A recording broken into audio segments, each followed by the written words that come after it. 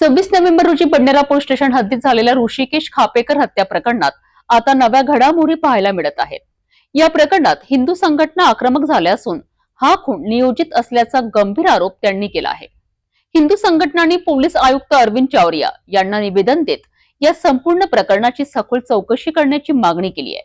तसेच हत्येचा मास्टरमाइंड शोधून त्याला व सर्व आरोपींना तातडीने अटक करावी अशीही मागणी करण्यात आली आहे। 26 नोव्हेंबर रोजी बडनेरा पोलीस स्टेशनच्या हद्दीत ऋषिकेश खापेकर या युवकाची निर्घृण हत्या झाली। या घटनेमुळे परिसरात मोठी खळबळ माजली होती।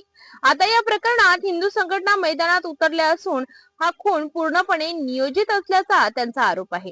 हिंदू संघटनांच्या प्रतिनिधींची पोलीस आयुक्त अरविंद चावरिया यांची भेट घेत निवेदन सादर केले। या निवेदनात प्रकरणाची कसून चौकशी, हत्येचा मास्टरमाइंड शोधणे, दोषींना तातडीने अटक, फास्ट ट्रॅक कोर्टात सुनावणी आणि आरोपींना फाशीची शिक्षा या प्रमुख मागण्या करण्यात आल्या। हिंदू संघटनांचा दावा आहे की प्रकरण गंभीर आहे, त्यामुळे तपास जलद गतीने करून संबंधितांना कठोर शिक्षा देणे आवश्यक आहे। सध्या संपूर्ण प्रकरणाचा तपास सुरू असून पुढील काही दिवसात महत्त्वाच्या घडामोडी घडण्याची शक्यता व्यक्त केली जात आहे। सर्वांना माहिती आहे, मागच्या या आज 8 दिवस झाले। आज मंगळवारी मागच्या रात्रीच्या वेळेस एका निष्पाप हिंदू मुलाची हत्या संघटित गुन्हेगारांनी रात्री त्याच्या आमच्या घराजवळ येऊन घरातून बाहेर काढून त्याला निर्गुणपणे त्याचा जीव घेतला। ही घटना सर्व आपल्या जिल्ह्यात आणि सर्वत्र आपल्याला माहीतच आहे। त्यानंतर आमचे खासदार अनिलजी बोंडे साहेब, पोटे साहेब व सर्व पदाधिकाऱ्यांनी जाऊन त्यांना कॉम्प्लिमेंटेशन दिलं। त्या माऊलीला थोडा तिला दिलासा दिला, परंतु जे प्रिंट मीडिया, सोशल मीडिया यामधून या प्रकरणाची जी हवा आहे की चणे फुटाणे विकणाऱ्या, रेल्वेत विकणाऱ्या चणे फुटाणे यांचा वाद झाला आणि त्याचा मर्डर झाला अशी संभावना करण्यात आली। पण तसा तो प्रकार नाही आहे। एका निष्पाप गरीब मुलाला नाहकपणे संघटित इस्लामिक गुन्हेगारांनी त्याला येऊन त्याच्या गरिबीचा फायदा उचलला, त्याच्या कमजोरीचा फायदा उचलून त्याला घरातून काढून क्षुल्लक कारणावरून मारण्यात आले।